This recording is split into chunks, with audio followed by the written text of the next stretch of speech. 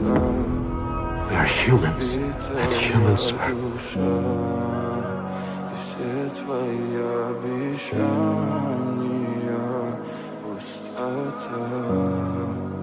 В камине в 6 утра, фотографии от